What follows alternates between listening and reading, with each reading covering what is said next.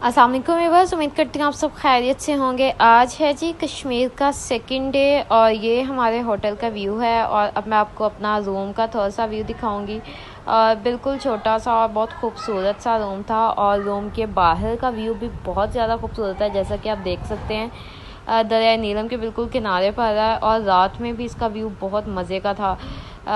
बिल्कुल ख़ामोशी में सिर्फ पानी की आवाज़ थी और कुछ भी नहीं था, जो कि बहुत ही अट्रैक्टिव था और अच्छी फीलिंग्स आ रही थी उससे। तो ये होटल के बाहर का सारा है जो कि आप देख रहे हैं वीडियो में। और ये रूम के बाहर वाली लॉबी है जो मैंने आपको दिखाई है और इसी तरह रूम है। रूम के अंदर जो विंडो है उसके भी व्यू बहुत खूबसूरत है। ब्रेकफास्ट हमने कर लिया और उसके बाद होटल की लॉबी में चाय पीने का मज़ा तो ऐसा ज़िंदगी में मज़ा पहले नहीं आया जैसा कि यहाँ पर खड़े होकर चाय पीने का आया, क्योंकि इतना खूबसूरत व्यू है लॉबी के बाहर ही। और सबसे अच्छी बात यह है कि बिल्कुल होटल के किनारे पे ही सब कुछ, हमें होटल से ही व्यू इतना अच्छा है। लेकिन हमें ज़्यादा टाइम नहीं मिला होटल में स्पेंड करने के लिए। अब हम यहाँ से निकले हैं और हम जा रहे हैं औरंगकेल की तरफ। तो आज का जो दिन है वो हमारा गुजरेगा औरंगकेल में। और मेरे साथ रहेगा, ये सारी वीडियोस हैं रास्ते की जो कि आप साथ साथ देखते जाएंगे।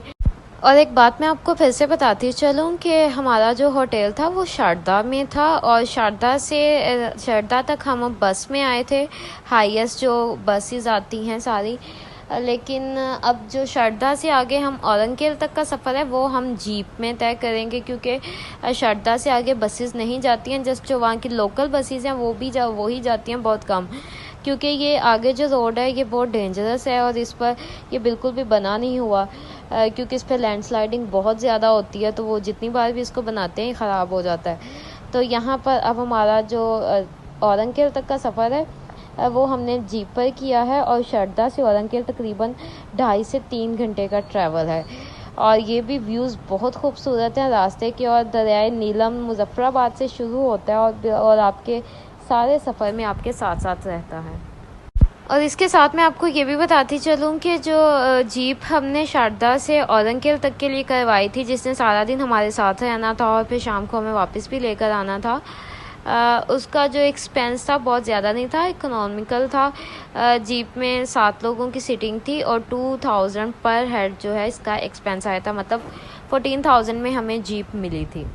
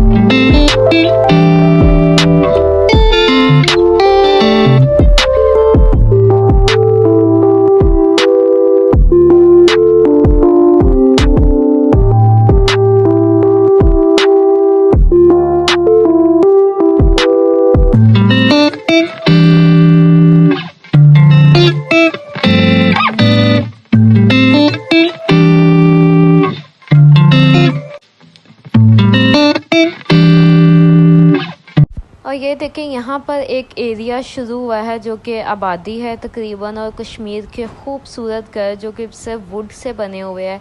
सारे वुडन हाउसेस हैं और डबल फ्लोर और 3-4 फ्लोर तक के भी हैं। बहुत ही खूबसूरत लगते हैं दिखने में।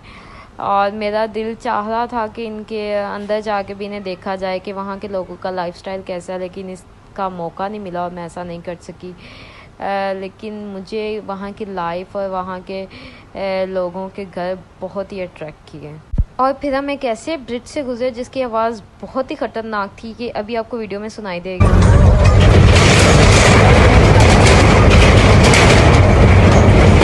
ये आपने आवाज़ सुनी होगी, एक आयरन के एक ब्रिज की थी जो कि बहुत ख़तरनाक थी और इस पे गुजरते हुए ऐसा फील हो रहा था कि जैसे ये अभी ब्रिज टूट जाएगा और हम नीचे जो है दरियाई नीलम में गिर जाएंगे, खुदा ना खास्ता।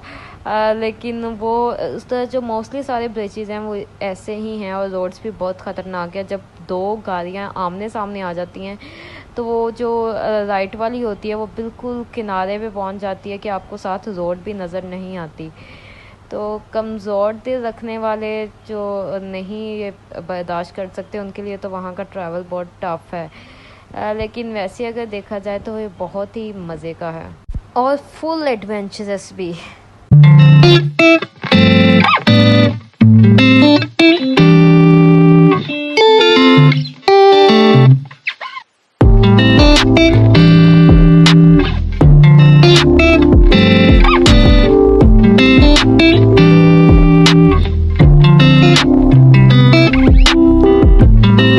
और अब फिर दोबारा जो है वो हाउसेस आ गए हैं और एक एरिया टाइप आ गया जहाँ पर पॉपुलेशन है, और ये फिर वैसे ही खूबसूरत घर हैं और कुछ मार्केट्स भी हैं। और इसके साथ एक बात आपको बताती चलूँ कि इस कदर इन पहाड़ों पर और ख़ूबसूरती के साथ इन्होंने अपने लिए जो कुछ वेजिस वगैरह भी लगाई हुई हैं, प्लांटेशन की हुई है। ये जैसा कि आप देख रहे हैं इसमें गंदम, मकई वगैरह जो भी यहाँ वहाँ पे सूटेबल वहाँ की क्रॉप्स हैं वो आ रही हैं। और फिर रास्ते में जगह जगह पर चेक पोस्ट आती हैं जहाँ पर रुक कर आपको अपने आईडी कार्ड्स वगैरह चेक करवाने होते हैं। फिर वो आपके आईडी कार्ड का इंदराज अपने पास करके फिर वो आपको आगे जाने की इजाज़त देते हैं।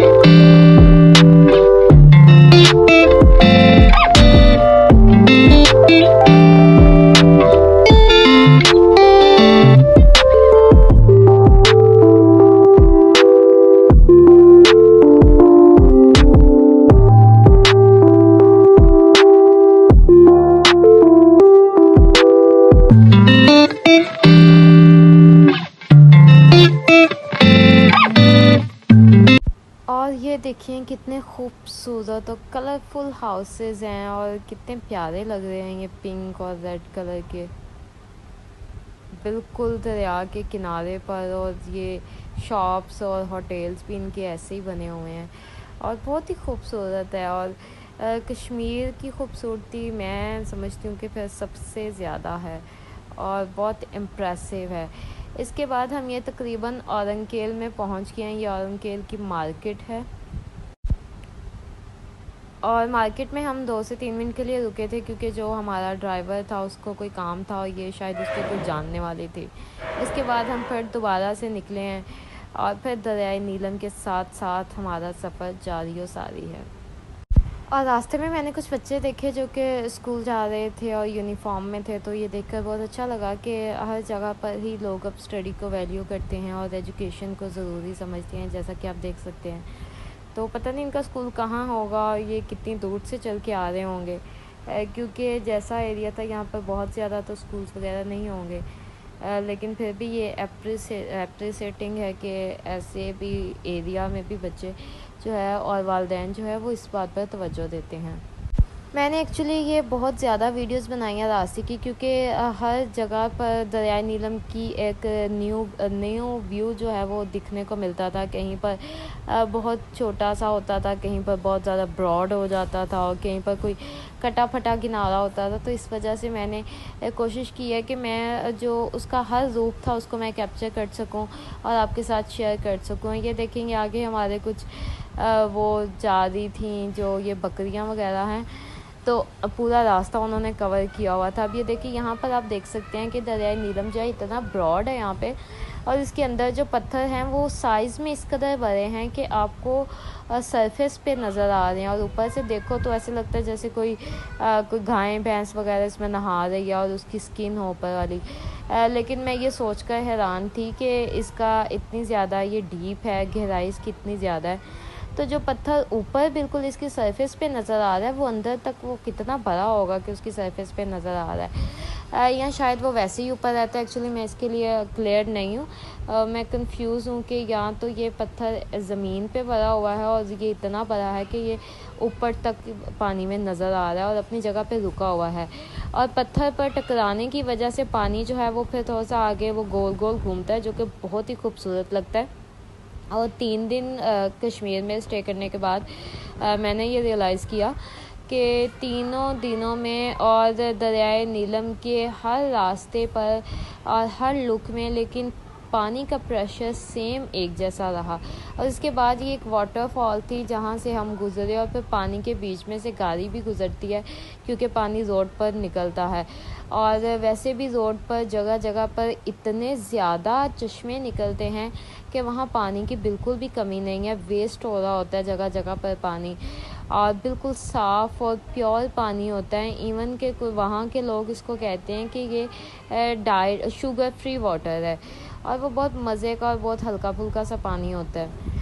तो ये अब आप आगे देखें, ये रोड भी ये बिल्कुल ही सेफ़ नहीं है और बहुत ज़्यादा डेंजरस है कि इसकी देखिए किनारे जगह जगह से बिल्कुल ये डैमेज हुए पड़े हैं। नेक्स्ट फिर हम सफ़र करते हुए रास्ते में एक आबशार आई थी, और फिर हमने यहाँ पर रुका और पिक्चर्स बनाई, और ये भी बहुत ही खूबसूरत थी, और इसका केल नाम था शायद। और ये भी काफ़ी ऊपर से आ रही थी और पानी ऊपर से बहुत साफ़ था, और मैंने कोशिश की यहाँ पर फुल एंजॉय करने की और फिर इसके ऊपर तक जाने की, लेकिन चूँकि मेरी प्रैक्टिस नहीं थी इसलिए मैं बहुत ज़्यादा ऊपर नहीं जा सकी हूँ, तकरीबन मिड में आई हूँ। लेकिन ये देखें, मिड से भी व्यू इतना खूबसूरत लग रहा है। और जैसा कि मैंने आपको अपनी पिछली वीडियो में भी बताया था जब हम एक वाटरफॉल पर रुके थे, कि वहाँ पर भी पानी इस कदर चिल था कि आप 1 से 2 मिनट के लिए आप पानी में स्टे नहीं कर सकते, और आप बिल्कुल आपके पाँव जो है वो ऐसे बर्फ़ की तरह वो फ्रीज़ होना शुरू हो जाते हैं। और यहाँ भी पानी सेम वैसा ही था। कुछ देर हमने वहाँ पर स्पेंड की, और चूँकि हमारा जो डेस्टिनेशन थी वो तो औरंगखेल थी, तो हम फिर वहाँ से निकल आए, और ये तकरीबन अब हम औरंगखेल पहुँच चुके हैं और हमने हाइकिंग स्टार्ट किया। चूँकि यहाँ की जो चेयर लिफ्ट है वो ख़राब हो चुकी थी, तो हमने ये फिर 3 घंटे की हाइकिंग की है, ये आप देख सकते हैं।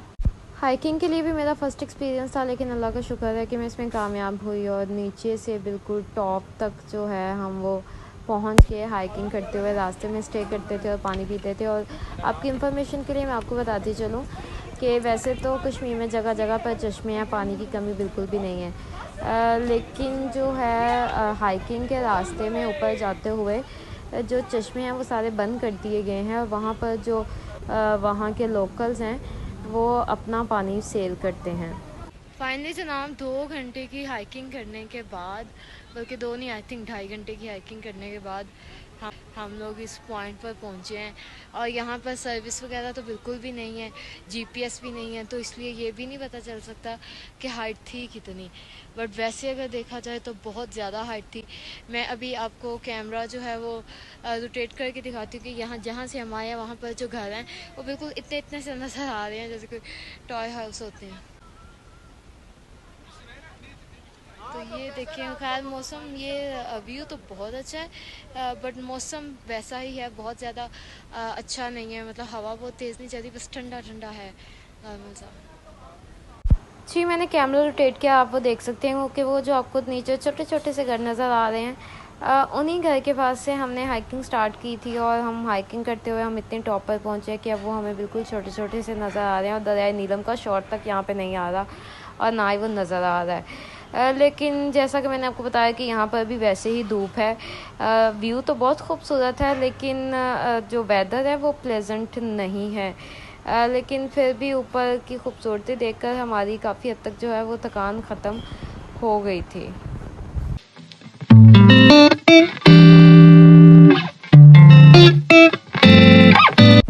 लेकिन फिर हमारी गुड लक के कुछ ही देर में मौसम इतना खूबसूरत हो गया और बादल आ गए और तेज़ हवा चलना शुरू हो गई कि हमें जो व्यू खूबसूरत लग रहा था, वेदर भी जो है वो ऑसम हो गया, और हमने फिर फुल एंजॉय किया। वो एंजॉय जो हम वेदर की वजह से पहले नहीं कर पा रहे थे यहाँ पर, वो भी किया, ये आप देख सकते हैं। और वो स्नो है जो पहाड़ों पर स्नो बनी हुई है, और वो बहुत खूबसूरत लग रही है। और फिर कुछ ही देर में यहाँ बारिश होना शुरू हो गई, और जो बादल सिर्फ नज़र आ रहे थे अब वो प्रॉपरली बरस रहे थे, जिसको हमने बहुत ज़्यादा एंजॉय किया। और जो भी वो कमी रहती थी वेदर की वजह से वो ख़त्म हो गई। और अब आप ये यहाँ के व्यूज़ देखें जो कि बहुत खूबसूरत है। और यहाँ पर भी होटलिंग है, मोस्टली लोग ये करते हैं कि वो एक दिन औरंगखेल तक आते हैं और फिर नेक्स्ट डे वहाँ पर सारा दिन स्टे करके फिर वो नेक्स्ट डे वापस जाते हैं नीचे उतरने के लिए, क्योंकि हाइट बहुत ज़्यादा है और बहुत थका देने वाली। लेकिन हमने ये सारा एक ही दिन में किया था। यहाँ पर होटल हैं ऊपर औरंगजेब की टॉप पर, जहाँ पर आप स्टे कर सकते हैं, कैंपिंग भी कर सकते हैं। लेकिन हमने ऐसा कुछ नहीं किया। हमने आधा से पौना घंटा यहाँ पर, बल्कि 1 से 2 घंटे हमने यहाँ से गुजारे। बहुत अच्छे तरीके से एंजॉय किया, पिक्चर्स बनाई, वीडियोस बनाई, और उसके बाद फिर हमने वापसी का सफ़र तय किया। और ऊपर टाइम स्पेंड करने के बाद अब हम नीचे आ चुके हैं वापस। लेकिन मैं उसकी वीडियो नहीं बना सकी, क्योंकि वो नीचे आना इट्सेल्फ ही एक बहुत बड़ा टास्क था खुद से अकेले, तो वीडियो का तो सवाल ही पैदा नहीं होता था। तो फिर हम नीचे बिल्कुल उससे भी पहले हम वो ब्रिज पर खड़े हुए, जहाँ पर आपने अभी लास्ट वीडियो देखी, और फिर ब्रिज के बाद मैं बिल्कुल नीचे दरियाए नीलम के बिल्कुल किनारे पर आके कुछ देर के लिए बैठी। लेकिन वही पानी तो बर्दाश्त नहीं किया जा सकता था, लेकिन जस्ट क्लोजली जो वाइब्स लेनी थी दरियाए नीलम की, वो ज़रूर ले ली। और इसके बाद फिर हम यहाँ पर भी आप देख सकते हैं कि पानी बिल्कुल वैसे ही आ रहा है, पानी की स्पीड भी बिल्कुल वैसी है जितनी लास्ट आपको तमाम वीडियोस में देखी आपने। और यहाँ तो मैंने अपने शूज़ भी नहीं उतारे थे और मैं जस्ट वैसे ही बैठी थी, क्योंकि पानी इसका बियरेबल नहीं था। उसके बाद हम होटल वापस आ गए, और अब ये हमारी जो नाइट हमने यहाँ पर बॉन फायर था होटल में, और फिर हमने बॉन फायर को बहुत ज़्यादा इंजॉय किया, म्यूज़िक लगाया, बॉयज़ ने डांस वगैरह भी किया उसमें, तो हमें बहुत ज़्यादा मज़ा आया। ये बॉन फायर की कुछ वीडियोस और पिक्चर्स हैं जो कि आप देख सकते हैं।